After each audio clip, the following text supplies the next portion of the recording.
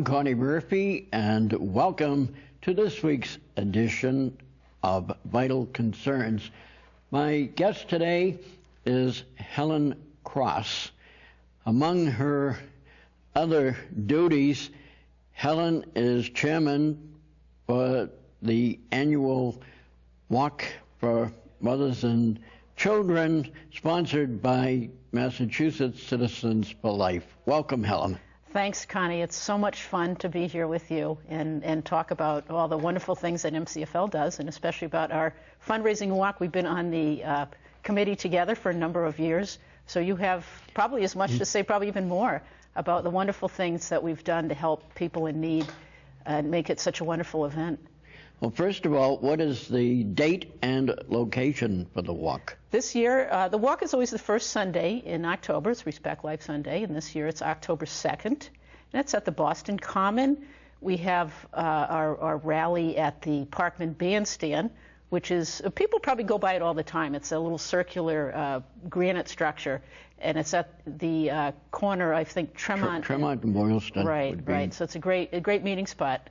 And then we walk through the Common and onto the streets of Boston. Do you have many people attend? Yes. In fact, what we've been doing over the years is we've been trying to do some more things to have the walk be a really fun, positive, and family-friendly event.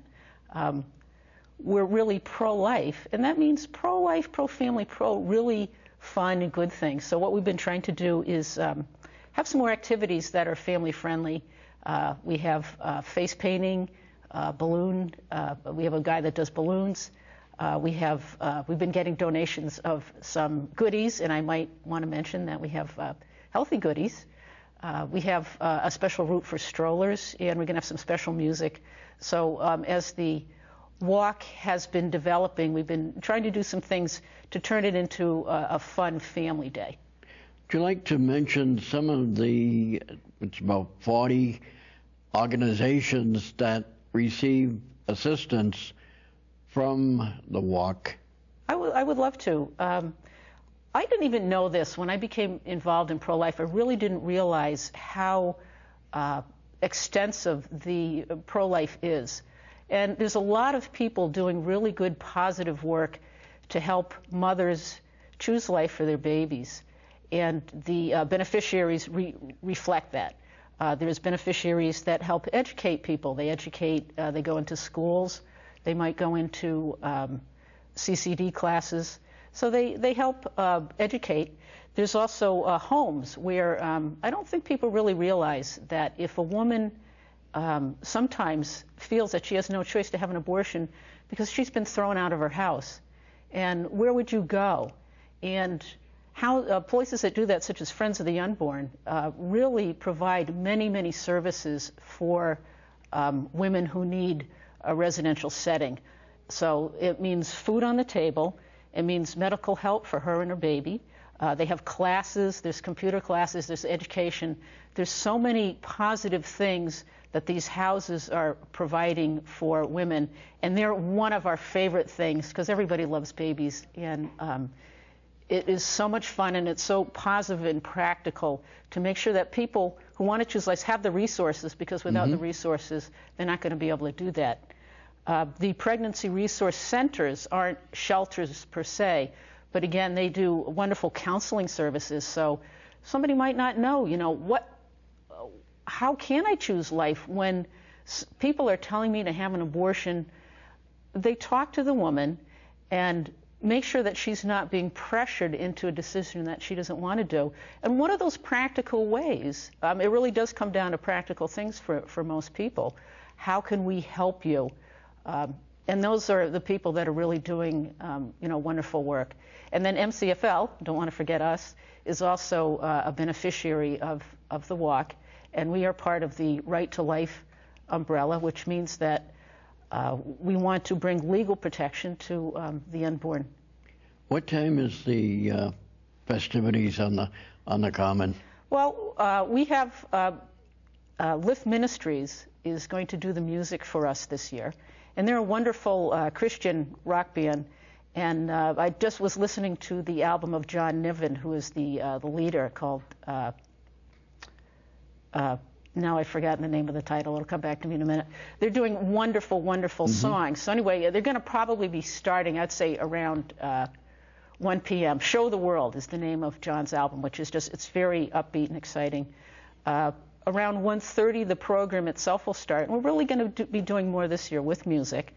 So people can come and dance, listen, be inspired, be happy, have a great time, meet some friends. The walk itself will start at 2:30, and the walk I think is it's 5K, which is around 3 miles. And also what we've done is we've added a stroller route for families with children that don't want to do the whole walk, but it's very level and straight, and it's a pretty easy walk. If you don't want to do the walk itself, it certainly is a great time for renewing acquaintances, especially people come from Fall River and all over both the diocese, and usually you meet people that you only see at the walk. That is true. That is true. It really is a fun day. It's a fun day to be together for something important, but also to have a good time. And I think the socialization that we find for bringing together and being so positive and helping people, I mean, it feels good. We all know that we need to help people that are poor, that are hungry, that are homeless. You can do that, and you can have, a great time with your friends. Now, in addition to the entertainment, it's also a chance to have a learning experience. There will be tables with representatives from various organizations there.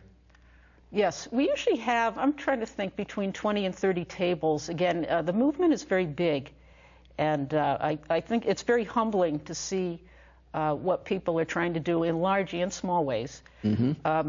Because it can't just be air. I think this is something that Dr. Jefferson talked about all the time, is that we have to put our money where our mouth is. And I think this is a wonderful way to really show that people really do care, and what's the proper way to love each other and love our neighbor and help each other. So there are a lot of great vendors there where you can buy books, you can buy pro-life materials. Again, you can chat with some really interesting and fun people too.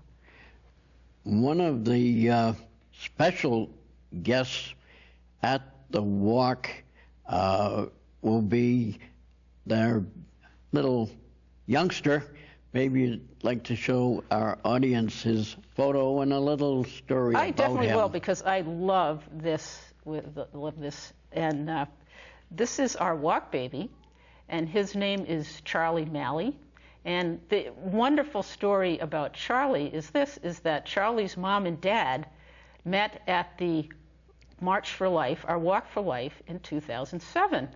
And they were married in 2009. Charlie was born in 2010. And not that we're saying that come to the walk and find your life's partner, but it just shows you, as we were talking about before, that you can find some nice people there, like-minded people, and it's a great way. They were introduced, interestingly enough, by Bob Joyce, who was a friend of both of them, and had introduced them to each other, and they ended up walking together through the walk. So now I understand that he won't be the only baby there. Some of the finalists in the walk baby contest. The walk baby contest was hot this year. We had probably a record number of entries, and I'm currently putting together a video of our babies that will be available maybe the next time we come here and talk. But we really did. It's just so wonderful to see the innocence of life, and it's a fun thing to do. So even though Charlie is our winner, we love to use our baby pictures in our materials throughout the year. As editor of the MCFL news. I know that you have and will put stories and pictures about the youngsters. Now, how can people get a copy of MCFL news? They can get a copy of MCFL News if they go to our website, and they can call the office at 617-242-4199, and you can request a copy of the news that way too. And also any walk materials you can also ask for by calling our office or going to the website, which is massprolife.org.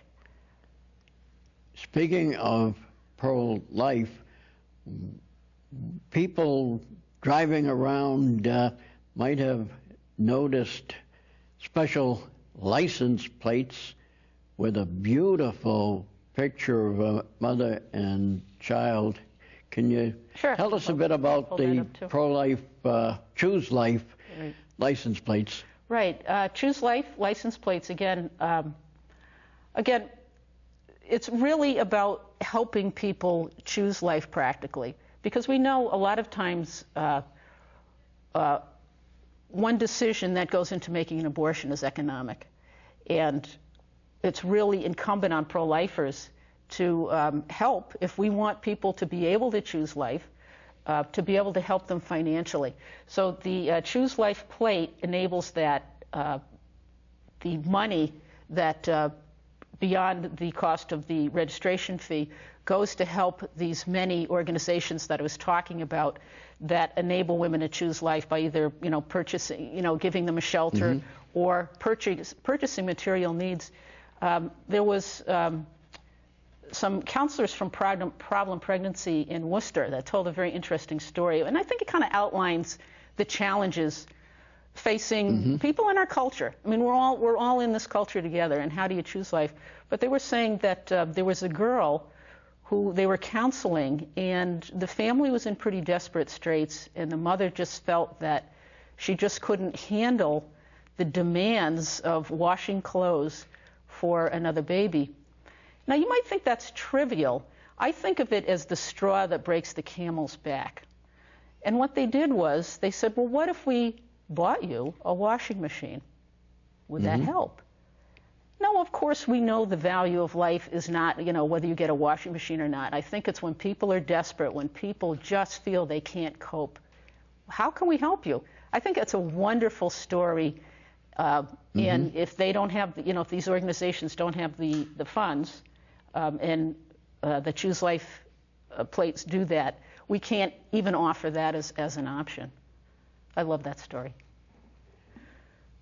Anything else coming up? For example, there's a big dinner coming up.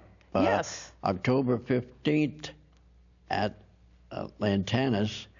And maybe you'd like to talk about the special guest who's making an appearance. Right. We're going to have as a special guest G.K. Chesterton. Now, people might say, well, wait a minute. How is it possible? Well, didn't G.K. Chesterton, live in the early 1900s? And he's not alive today. And yes, that is true. But G.K. Chesterton will appear at the dinner in the guise of Chuck Chalberg. People will probably be familiar with him from the EWTN program, The Apostle of Common Sense. And he is a professional actor, and he does roles besides Chesterton, but from what I understand, he is, that's his favorite role. So I'm looking forward to that. I'm a big Chesterton fan. And again, if people would like to attend the dinner on October 15th, they can get information by calling Massachusetts Citizens for Life, 617-242-4199, 617-242-4199, or the website again? massprolife.org. Or the MCFL News. There's also information about how to do that too. So you can also, there's coupons in the paper as well. We have so much going on at Mass Citizens for Life, and not only at Mass Citizens for Life, but throughout the state. Maybe you'd like to tell us a bit about what your particular chapter is doing. Our chapter has done, we're probably a little quieter in the summer. The things that we've done over the year, probably one of my favorite things is a plant sale. We do, we do rose drives where we sell roses at churches, but one of our favorite things to do is raise money, is because we're all gardeners, is we have a sale and we sell our extra garden plants and make some nice money to do some nice things with. And that way we can do things for our chapter, and that we can also help Mass Citizens for Life too. So that's a fun thing. We always like to have educational events too, so we've brought in different speakers. So there's a lot that chapters can do to educate people in your neighborhood, in your community, to educate yourself, and to help save some lives. Speaking of education, MCFL has recently had, they call them academies. Why don't you tell us about both of them?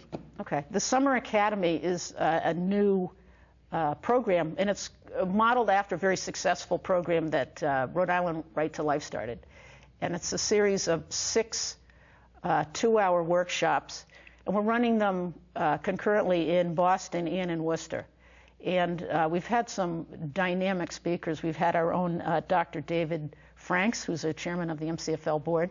He's a philosopher and a theologian, speaking about where the dignity of life comes from. Mm-hmm.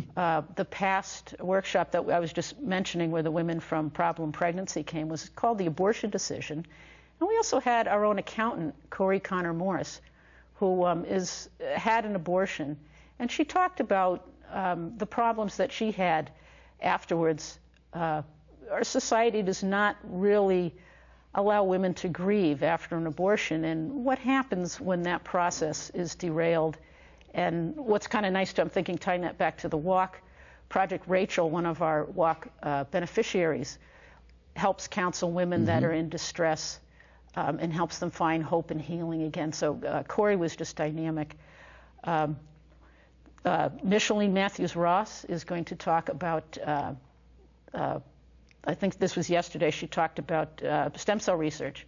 So there's a lot of, it's a cross-section of philosophy, of law, of religion, of science, all the different elements of pro-life that allow people to make good choices and, mm-hmm. and really become informed. One of the things coming up is more help for the unborn. That's an ongoing thing. It's nothing you can stop and say, oh, we're finished with that. So, but MCFL has been doing work for quite a few years now. Yes, we are sponsoring legislation that hopefully, even if legislation doesn't necessarily get passed this year, it does a great effect in educating people on what's going on. And you can't really make good informed decisions without getting good information. And we far too often find that the mainstream press is just leaving our side out of it. And I think that we have, I think people ought to be willing to hear what we have to offer. You may decide differently, but you can't make up your mind. And I think people should insist that they get both sides of the story, because I think our case is compelling enough that people mm-hmm. will agree with us most of the time. Let's go back to the walk.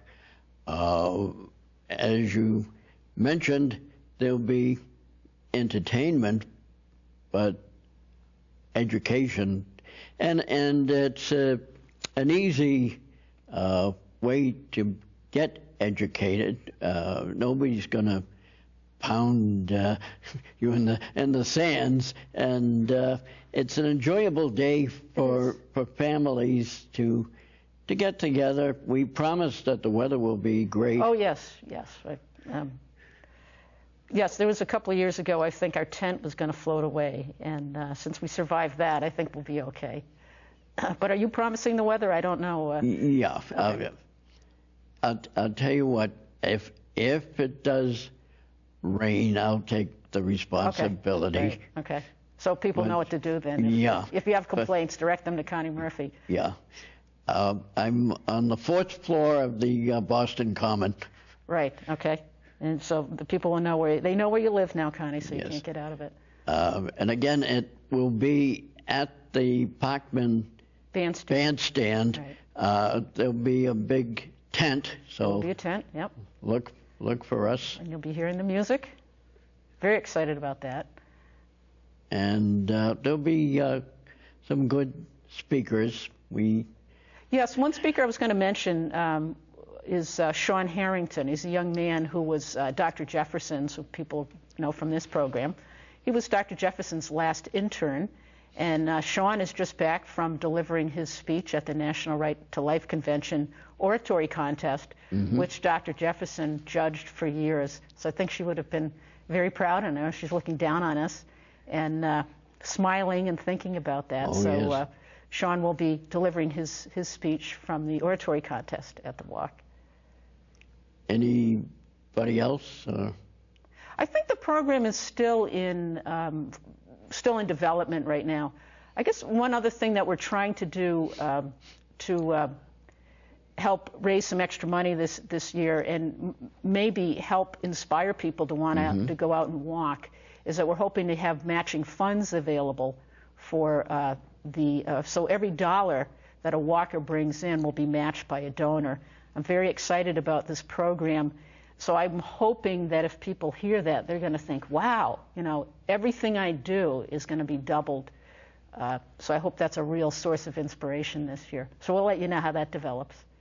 And speaking of that, if you can't get to the walk itself, you can always make a donation by mail to any particular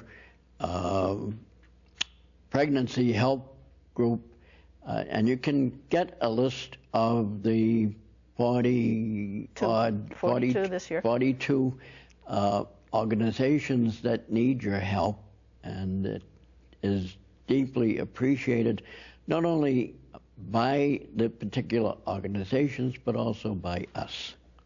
Yes, I agree with you. And another thing that people can do too, because I've learned so much since coming into the movement, and so many of these organizations have websites. Go to their website and see what these people are doing, because I think it's going to inspire you and it can inspire others as well. And again, you can get a list of the 42 organizations by going to the website. Right. Yes, and you can download the form, and it's massprolife.org, and you can get all your materials online, or you can call the office. Getting back briefly to the MCFL dinner, in addition to G.K. Chesterton, there will be a silent auction. You have an opportunity to bid on some great items. I have to admit, I'm going to toot my mother-in-law's horn. My mother-in-law always donates a beautiful watercolor. She's a very talented watercolorist, Helen Cross from Sharon, and she donates painting every year. But we do have some really nice items. I think we've had Red Sox tickets, we've had artwork, we've had gift baskets. It's just wonderful. Well, unfortunately, we are just about out of time. Our guest, Helen Cross, chairman of the Massachusetts Citizens for Life Walk for mothers and children. This is Connie Murphy. Thank you for watching, and join us again next time for Vital Concerns.